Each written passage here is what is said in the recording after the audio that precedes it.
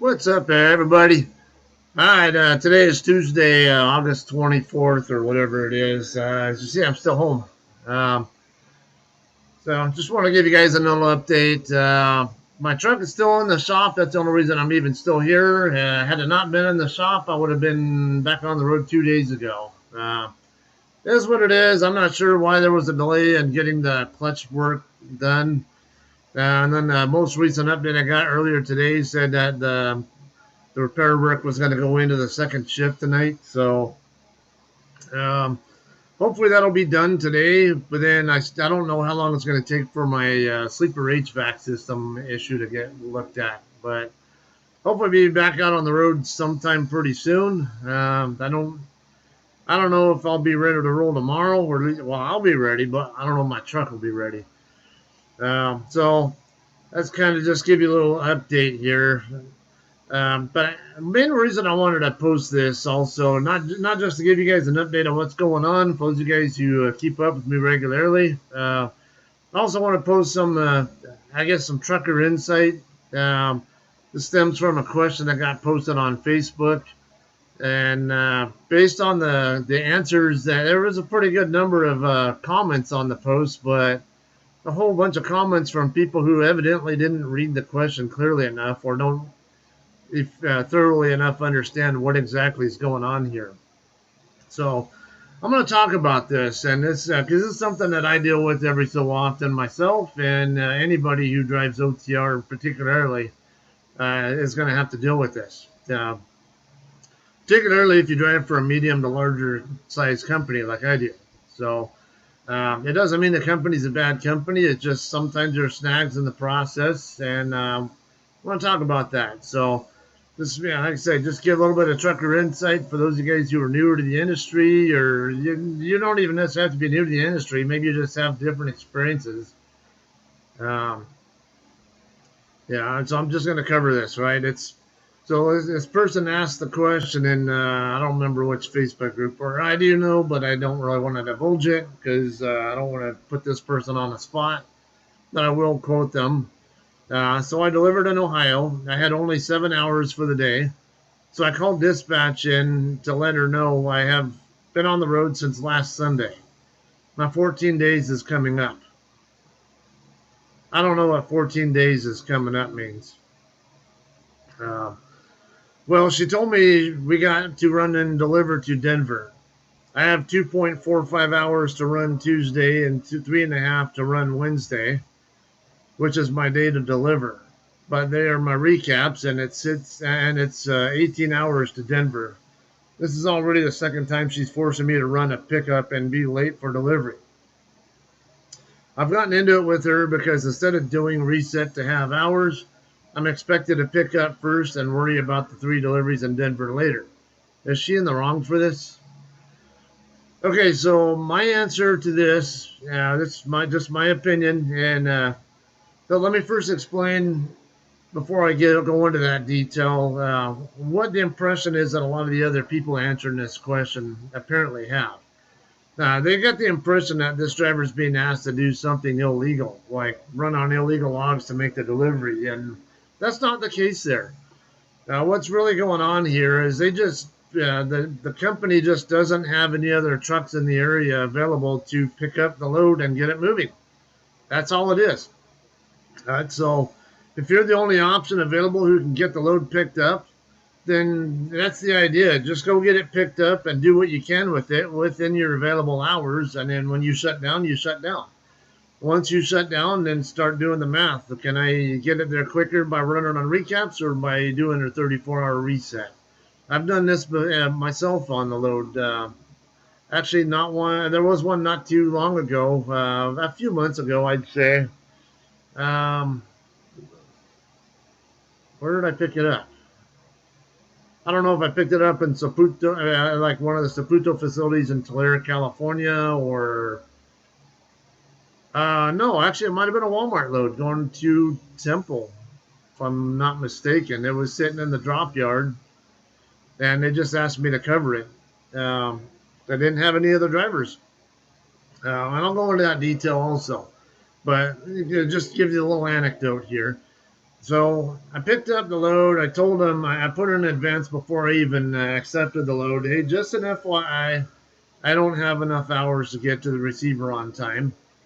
And, or maybe I can't remember what the whole detail on that one was. I just remembered that I was running on recaps and I was kind of wondering, yeah, like I usually do, if I'm in a recap situation, I want to know which option is going to get me to the receiver faster. Doesn't matter if it's an on time or late issue. I know that if I know that I don't have the hours to make on time delivery, I just put it on the Qualcomm and ask them, hey, you sure you want me to pick the load up? And if they say, yeah, we don't have any other trucks, can you just at least get it picked up and moving? And then we'll worry about trying to get you rescheduled or swapped out somewhere along the way. So it's not a real problem. It's not going to be a driver fail concern there. If you do pick up a load like that and you are actually effectively communicating, it's not going to go against you. It's not. Yeah, they're not going to hold it against you either, as far as your status within the company is concerned. Right, so this particular load I did, actually, I remember I was at my house, and maybe it was, I can't remember if it was, yeah, it could have been, yeah, it might have been, yeah, I think I did pick it up out of our San Bernardino drop yard, and then I ended up ending my shift in Lordsburg, New Mexico. It was going across I-10, so that's why I'm thinking maybe it was going to Temple or somewhere. Uh, anyway, I get to Lordsburg, or actually before I even get there, because I wanted to give my DM a good ETA, both on recaps and 30, if I do a 34, as early as I could. Because basically I was going to be able to run a full shift to Lordsburg, which is about usually close to about as far as I can go on a single shift that starts at my house. Um, I could, I don't know, maybe make it almost to the Petro and Deming, New Mexico, but usually I just don't plan on getting any further than Lordsburg. Anyway, um, I was going to run out of hours then, and then I wasn't going to be able to run a full shift the next shift, maybe like a partial shift or something. So I started doing the calculations. Ran out, I did my HOS calculator thing on my spreadsheet to figure out how many hours short I was, or basically how many hours into the day that I actually was going to have the hours to get to the receiver. That kind of gave me an idea what my ETA was going to be if I run on recaps. And then I also did the math on what my ETA would be if I just ran straight through and then added in, basically added 24 hours to it, because that's ultimately what a 34-hour reset is. You do a 10-hour break and add a day to it. So a 24-hour break in there. So just whatever time your 10-hour break would normally be over, just extend it one more day past that point, and that's when your 34 is up. And I can figure all this out on my spreadsheet or even in my head too. But in that particular case, I found out that I could get to the receiver, I think, at least a few hours earlier if I did a 34-hour reset en route than if I ran on the recaps. And then I got confirmation from my DM, go ahead and do the 34 in Lordsburg, and basically as soon as you're done with your shift, and then get moving from there. So that's what I did.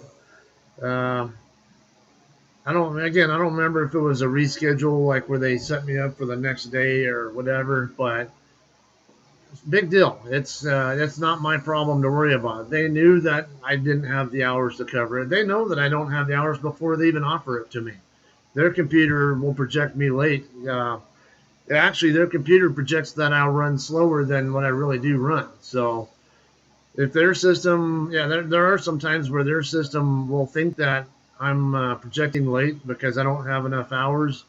In reality, I actually do have enough, or maybe just enough, maybe an hour or something like that to spare.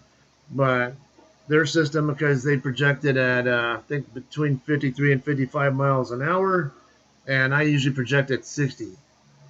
So it can make a difference on how quickly I can get there, or it might make a difference on maybe they might project that I need a 10-hour break that I don't really need. Depends on the route. So Okay, let's also talk about what situations cause this kind of thing to happen.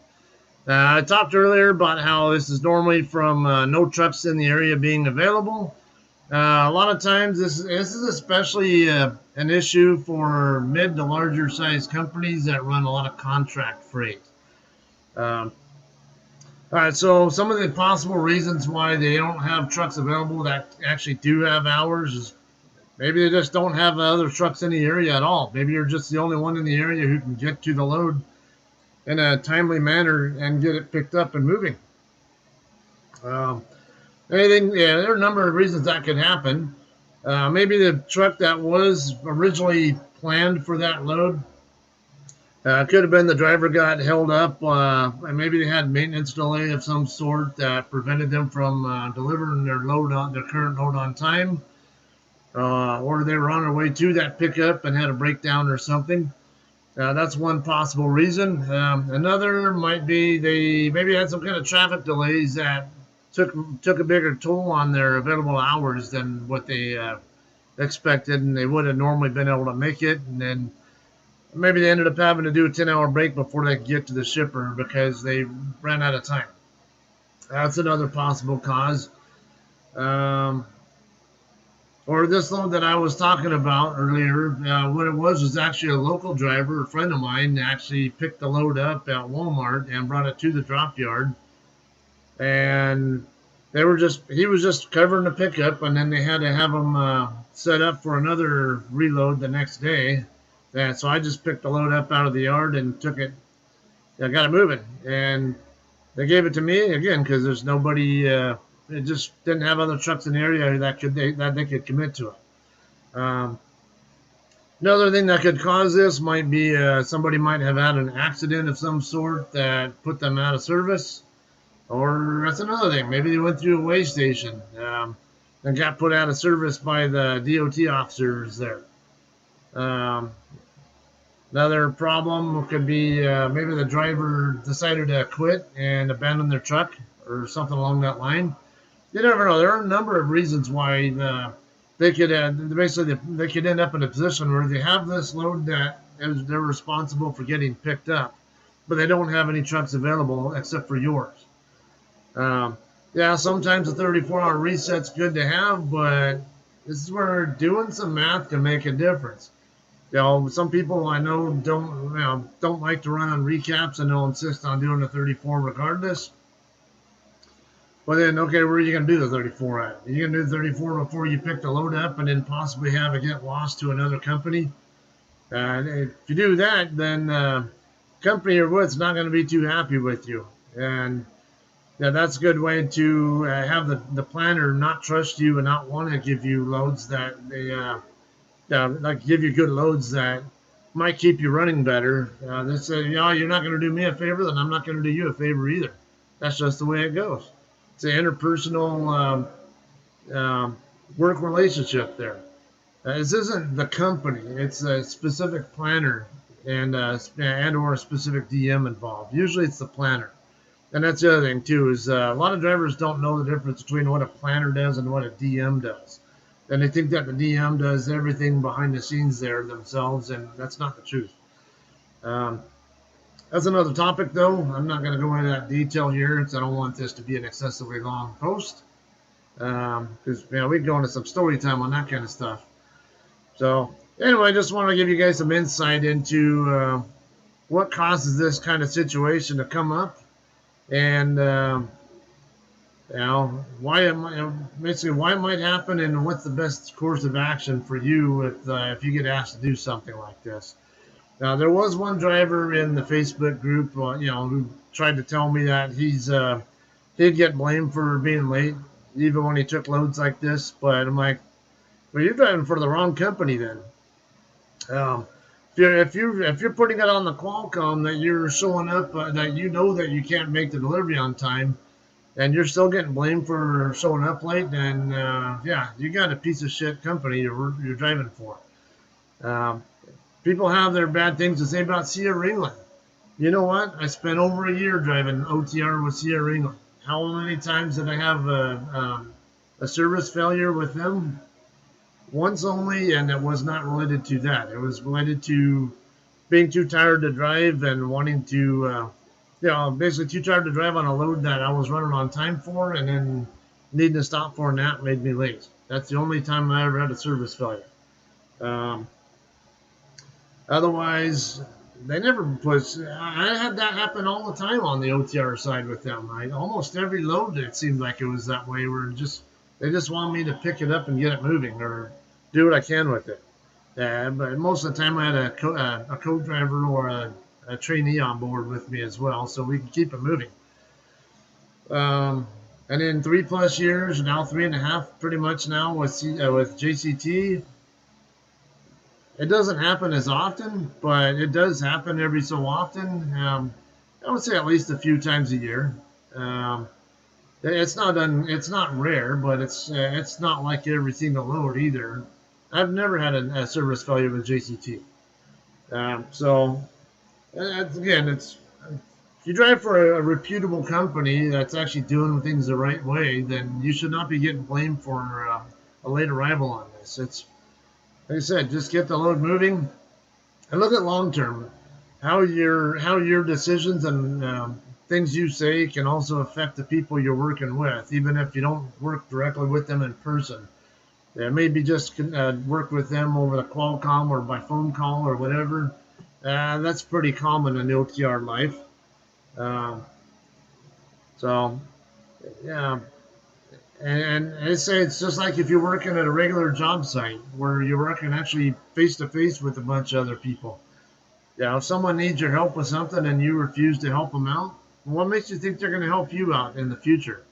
If you ever need a favor, they're gonna say, "Well, fuck you." Remember last time I asked you for a favor, and you didn't help me out, so why should I do you a favor? That's not going to happen. And that's the same dynamic that happens between drivers and DMs and planners.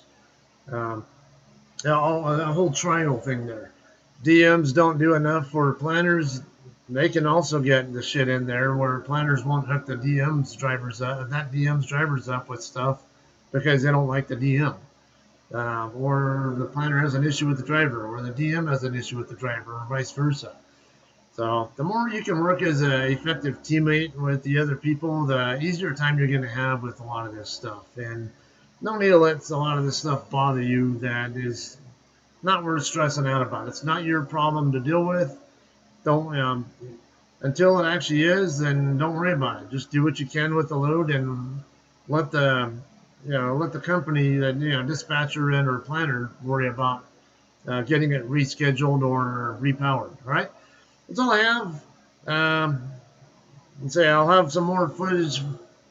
I don't know, some more footage for you guys pretty soon here. I think I do have like an excerpt from a recent video that I might also post that you might have already seen, but I'm going to post it just so for the title and more specifically that information about HOS planning, ironically or coincidentally, that like I mentioned, I already talked about while I was in line for a pickup at Walmart in Colton not too long ago. So I'll get that posted for you guys if you haven't already seen that part, and I might come up with some more content for you guys too while I'm sitting here waiting for my truck to get fixed. All right, well, thanks. We'll see you guys all on the next one. Peace.